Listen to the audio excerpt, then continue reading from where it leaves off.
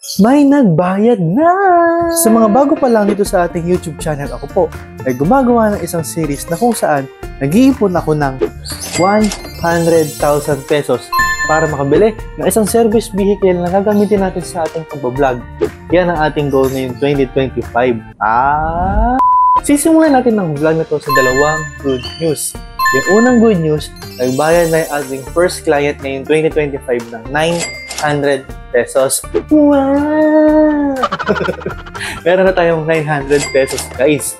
At yung pangalawang good news, meron na tayong kasunod na client. Nagpagawa siya ng intro at outro.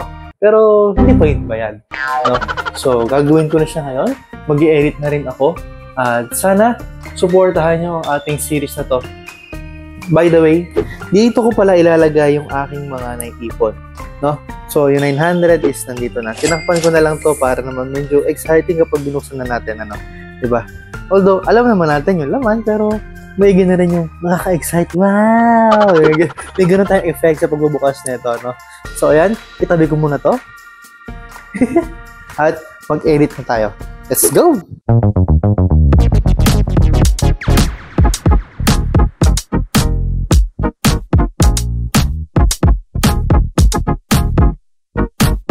Akala ko tatapusin na natin yung video natin na meron tayong dalawang good news. Aba, may isa pa. May humabol pa.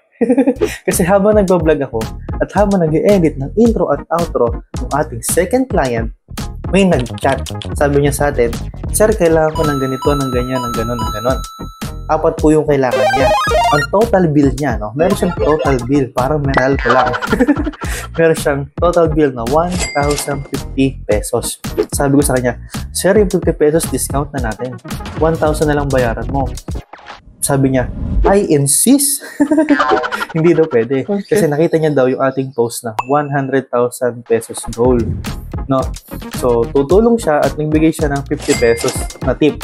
So, ang total na binigay niya is 1,100 pesos. Tapos meron na tayo 900 pesos. So, total natin ay 2,000 pesos. Medyo nag-isip pa ako doon. Ano? Meron tayong 2,000 pesos at dito natin siya ilalagay sa ating bangko. Meron tayong bangko dito. Kayo na yung mag-isip kung itatawag natin dito. Ayaw kong tawagin siyang alkansya. Siguro bangko ni PK, bank for the bank.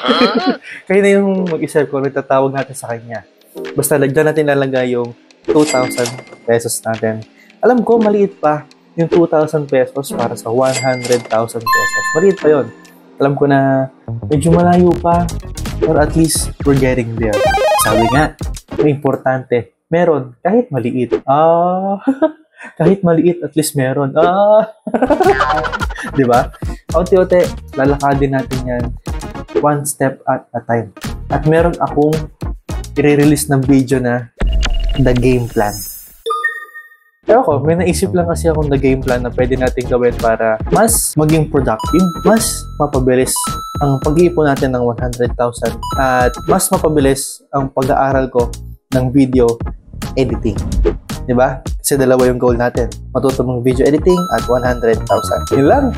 Maraming salamat sa panonood. Abangan nyo ang the game plan sa susunod na video natin. Siguro nandiyan na yun or nasa description yung link. Maraming salamat sa panonood. This is Papa Chris saying, don't forget to like, share, comment, and subscribe sa ating YouTube channel para updated kayo every time may bago tayong upload. Mga anak, yung may mga negosyo dyan, alam ko gusto nyo ng social media presence, business promotions, gumagawa din po ako niyan.